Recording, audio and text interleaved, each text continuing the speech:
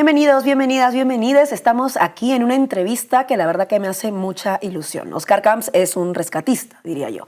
También es un activista, pero yo diría que es un personaje que demuestra que la solidaridad se ejerce en los terrenos más tumultuosos y más difíciles, como sin duda es el mar, en un mundo donde, por ejemplo, el mar Mediterráneo es sinónimo de otra palabra, muerte. Oscar Camps está aquí porque se embarca en una nueva aventura, también en el mar, rumbo a otro territorio que le hace falta ese tipo de ayuda, como es Cuba esta vez. Oscar, bienvenido, gracias por estar con nosotras en Canal Red. Muchísimas gracias a todas y todas. La verdad que tengo muchas preguntas, pero quiero empezar precisamente por esta flotilla que sale hacia Cuba. ¿Qué significa para Oscar Camps, que lleva mucho tiempo rescatando en el mar en términos de resistencia en estos tiempos? Bueno, el mar, sobre todo el nuestro, el que tenemos aquí al lado, que es cuna de cultura y puente entre civilizaciones. Y ahora en esta época, pues muerte, como bien dices, ¿no? Lamentablemente se ha convertido en una frontera disuasoria donde las vidas allí, por lo visto, no tienen ningún valor.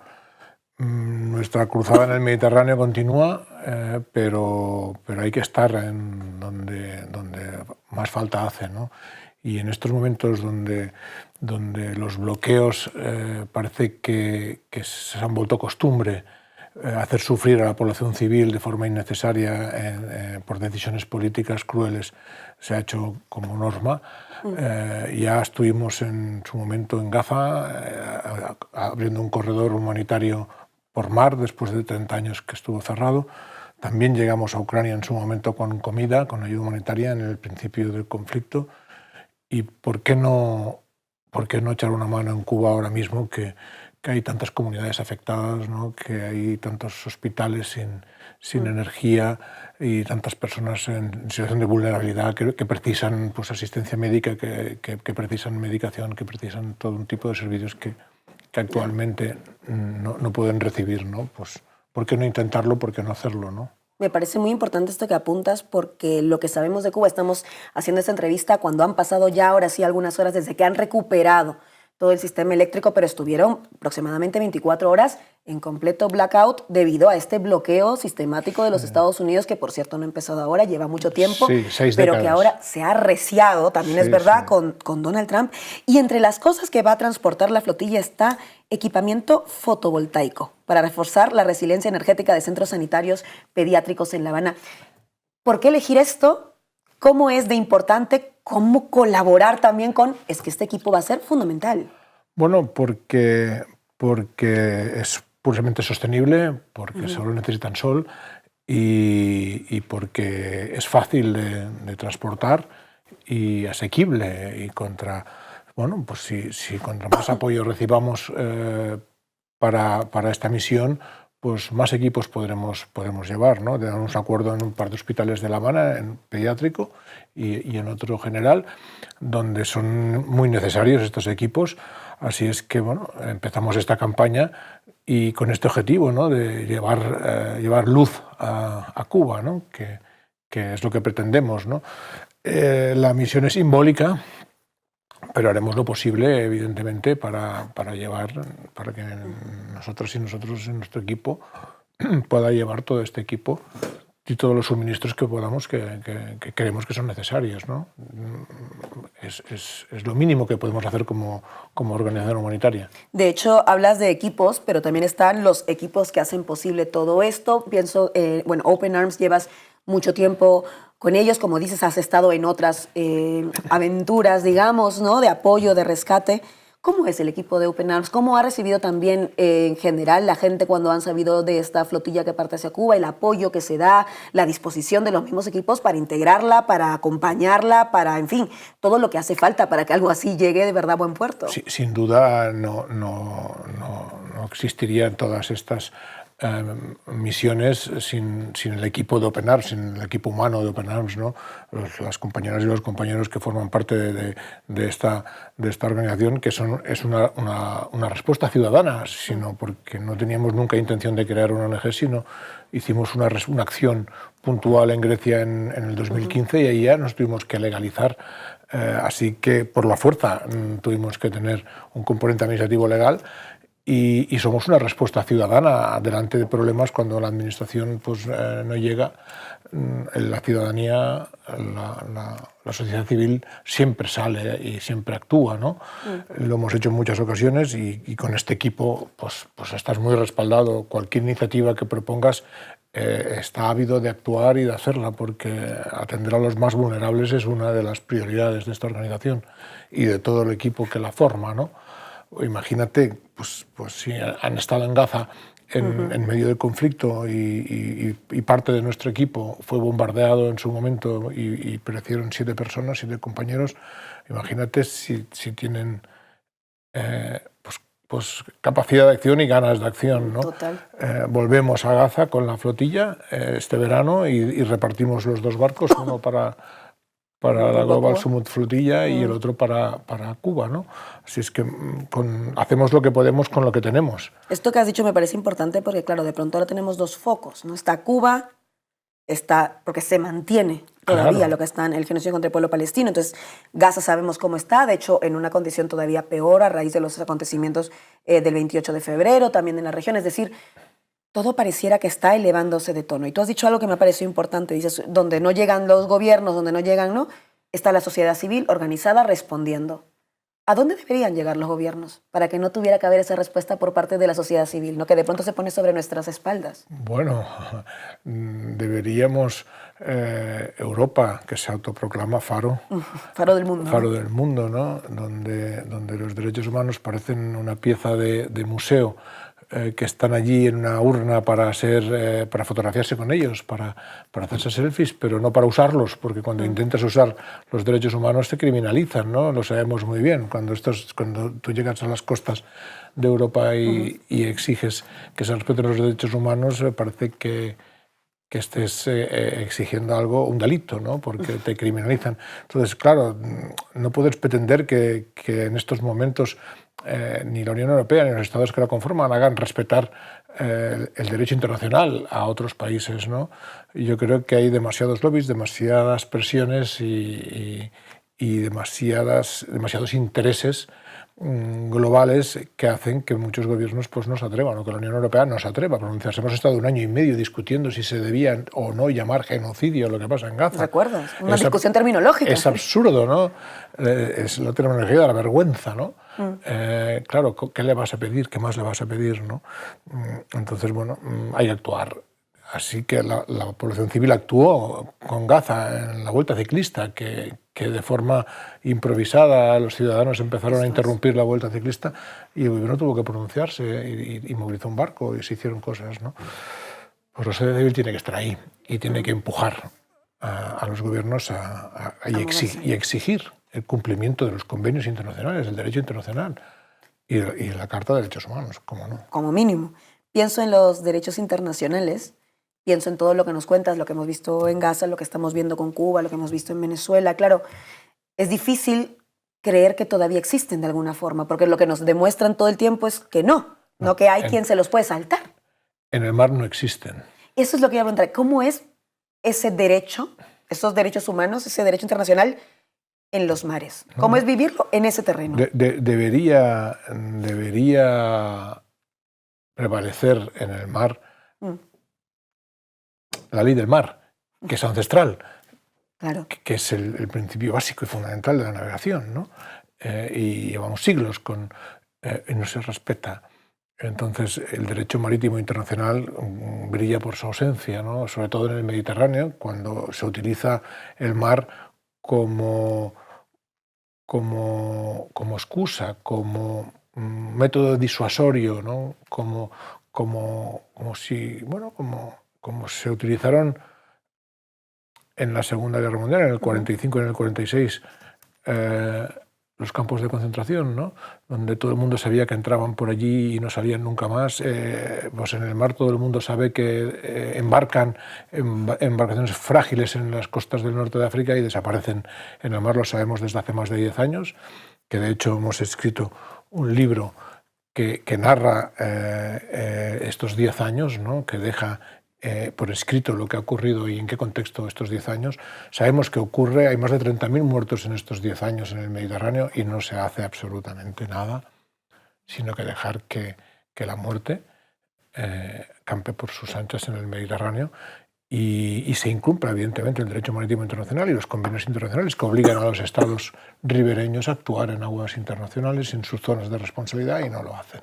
Me quiero quedar con lo del libro que has dicho, porque claro, 10 años es mucho tiempo. Esa década que de pronto sale en este libro, que además tiene su particularidad, porque estaba viendo en uno de los vídeos donde cuentan lo del libro en las redes sociales, tienes que querer leerlo, que es algo que me gustó, tienes que querer mirar lo que está en ese libro. ¿Por qué? ¿Qué es lo que tenemos que hacer para mirar? Porque esa era digamos, el concepto que querían que estuviera detrás de un libro como este que narra esta década. Claro, es que actualmente parece que tenemos dos realidades, el mundo real y el mundo digital, ¿no? Y parece que en el mundo digital un algoritmo tiene que decidir lo que vamos a ver y lo que no vamos a ver, o lo que vamos a ver más veces de lo que queremos ver realmente, ¿no? Entonces este libro está escrito y está hecho de una forma muy particular, ¿no? En primer lugar, te lo damos en una caja, tienes que sacarlo de la caja, tienes que desprecintar la caja, abrir la caja y querer abrir el libro, ¿no? Cuando desprecintas la caja, haces el esfuerzo de abrir el libro y sacarlo de la caja, te das cuenta de que ese libro tiene dos portadas, ¿no? De hecho, no tiene portadas duras, ni tiene lomo, es muy sencillo, pero es un objeto, ¿no? Y tiene dos portadas, y abres una y podrás ver, bueno, podrás tener acceso a rescates, a cubiertas mojadas, a decisiones que se toman en un último minuto en un naufragio donde las vidas penden de un hilo, a contextos. Bueno, y se titula Héroes, ¿no? Que es una parte del libro donde al principio de la década cualquier acción que realizábamos era percibida como un acto memorable, ¿no? Y así nos reconocieron con muchos premios y medallas y reconocimientos. Pero si lo abres por el otro lado, le das la vuelta al libro, tiene dos portadas, puedes leerlo en dos direcciones. Te encontrarás el contexto político en que sucedió todo esto en 10 años, te encontrarás con el agujero negro de Libia, que es lo que ocurre en ese lugar, ¿no? La tragedia en el mar, la criminalización que tiene el salvar vidas en el mar, y bueno, son dos partes, ¿no? Es un libro que tiene la intención de dejar constancia, de ser, bueno, de dejar por escrito lo que hemos visto en estos 10 años, que quede, sea un testimonio. Por eso están las fotos de los fotoperiodistas que han acudido en 102 misiones, ¿no? Y dejar ese testimonio, porque dentro de 20 o 25 años, cuando quieran saber qué ocurrió en el Mediterráneo en esta década, esté reflejado en qué contexto político ocurrió, quién estaba allí, cuántos murieron, cuántos se rescataron y qué se podía haber hecho, ¿no? Esa es la función del libro, que quiere ser un objeto y que en parte muchas de las hojas están pegadas, tienes que querer abrirlas. Tienes que querer abrirlas para ver lo que dice. Hay testimonios de jueces, de políticos, de cocineros, de doctoras, de periodistas, de socorristas, de tripulantes de todo el mundo y de personas rescatadas. Es un objeto interesante y yo creo que bueno, pues que vale la pena tenerlo, porque es un testimonio de lo que ha ocurrido en el mar. Y además es un objeto muy concreto, porque a veces nos pasa que nos cuesta generar empatía, siempre lo decimos, también las personas migrantes o personas racializadas lo decimos mucho, porque nos ven como cuerpos lejanos, como otros. Entonces, claro, el mar parece muy lejano, sí. ¿no? El Mediterráneo parece muy lejos, muy abstracto, te cuesta empatizar con lo que pasa ahí. Tú has dicho algo ahora que me ha parecido como que a lo mejor estás acostumbrado a decir y a ti no te choca tanto, cuando dices algo como decisiones que tienes que tomar en el último minuto en un naufragio, cuando la vida pende de un hilo. Lo acabas de decir ahora. ¿Qué decisiones se toman en el último minuto de un naufragio cuando la vida pende de un hilo? ¿A quién rescatas y a quién dejas morir? ¿Y has tenido que enfrentarte con esa decisión? Todos. ¿Cómo es enfrentarse a esa decisión? Todos. Es instantáneo. No te dan las manos para tanta gente en el agua. Los recursos son limitados. Es una ONG con donaciones de la sociedad civil que se sostiene económicamente con muy poco, con muchos recursos, y cuando estás delante de un naufragio y tienes 110, 120 personas en el agua o más, y sois 3, pues ¿qué haces? ¿A quién rescatas y a quién no? Sabes, miras a los ojos a todo el mundo, pero pero son decisiones que jamás debería tomar un ser humano. Exactamente, es durísimo. Pero claro, si esto lo dejamos, si este testimonio lo dejamos para otros y no lo hacemos nosotros, si se escribe desde un despacho, desaparecen las personas y pasan a ser estadísticas, cifras, un Excel. Y así es como la Unión Europea trata el Mediterráneo en un Excel. Nosotros olemos la muerte en las pateras y la masticamos, ese olor tan fuerte que tiene una embarcación que lleva 3 días navegando con 150 personas a bordo, que llevan haciendo sus necesidades todos ahí dentro, en un espacio muy pequeño, con las piernas dormidas. No es lo mismo desde un despacho ver un Excel donde pone cifras que tenerlos a bordo, que rescatarlos, verlos morir o tenerlos a bordo, ¿no? Eso hay que reflejarlo y hay que explicarlo porque si no la gente no lo sabe. Y esta es nuestra obligación, no solamente rescatar, sino dar a conocer, sensibilizar y también denunciar. Claro, ¿por qué rescatan? Exacto, ¿por qué debemos hacerlo la sociedad civil y por qué no cumplen con los convenios internacionales los países ribereños que tienen la responsabilidad de hacerlo? Hay quien nos escucha que podría decir, viviendo lo que vive, tomando estas decisiones de último minuto que son tan duras, tan crudas, como tú mismo lo acabas de definir, ¿cómo es que aún así se vuelven al mar y ahora se van unos a Gaza, otros se van a Cuba nuevamente? ¿Cómo se toma esa decisión cuando has vivido todo eso y decides no solo continuar, sino ampliar?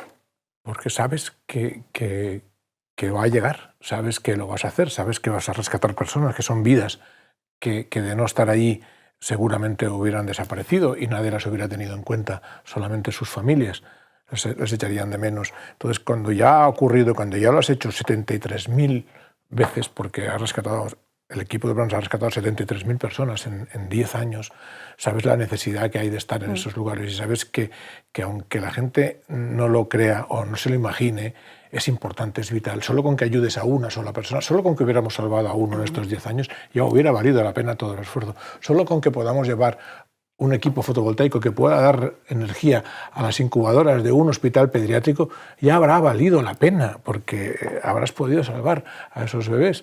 O habrá bebés que sobrevivirán por ese equipo fotovoltaico, que para otros puede ser una nimiedad, o decir, para eso tanto, pues sí, para salvar una vida hay que mover el mundo.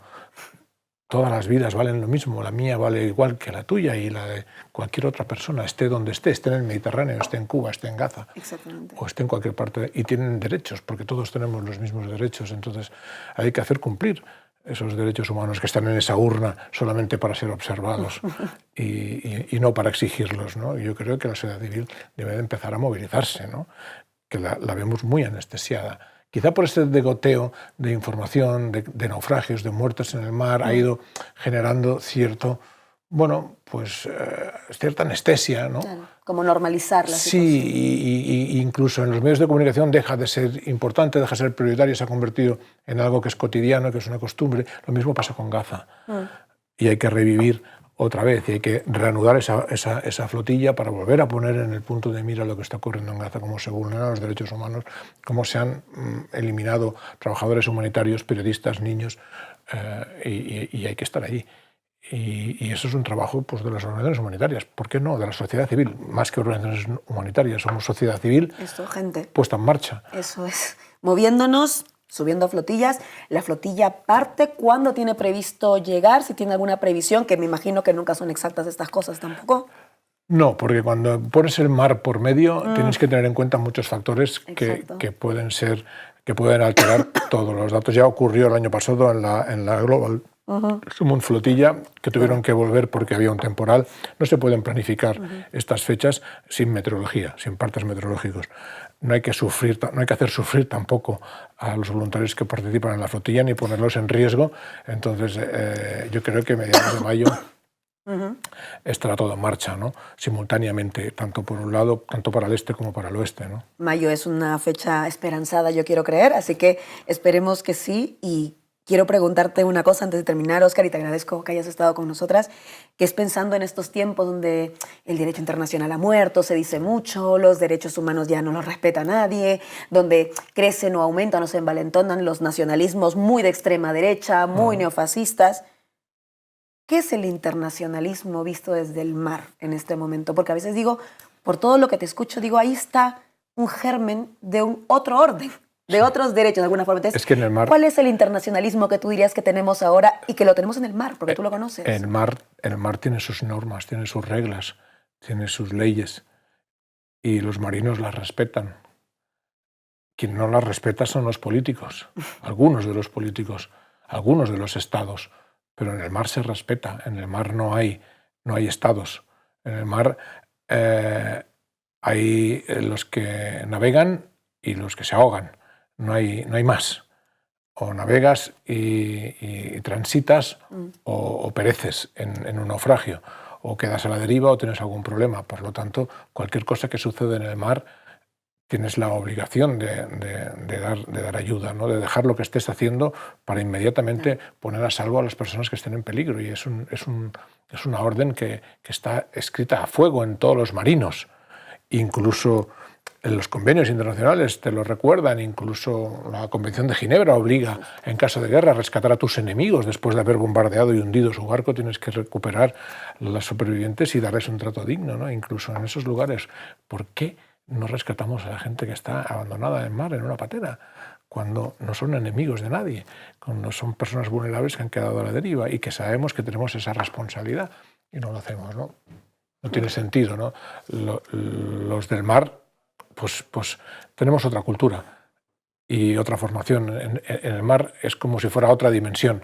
En la tierra tenemos lo que tenemos, pero en el mar no tenemos políticos, en el mar tenemos marinos y los marinos se rigen por un código que es un código ético que ha funcionado durante siglos y seguirá funcionando. Ojalá traer un poco de ese código del mar a la tierra, que creo que es algo que nos hace mucha falta. Óscar Camps. Aquí estoy. Rescatista, activista, compañero, fraterno y solidario. Muchísimas gracias por haber estado con nosotras en Canal Red y mucha suerte en esa flotilla. A vosotras, Laura, y a todos los oyentes y los que siguen el programa. Nos van a ver y seguramente les va a encantar esa entrevista y nos vemos en la próxima.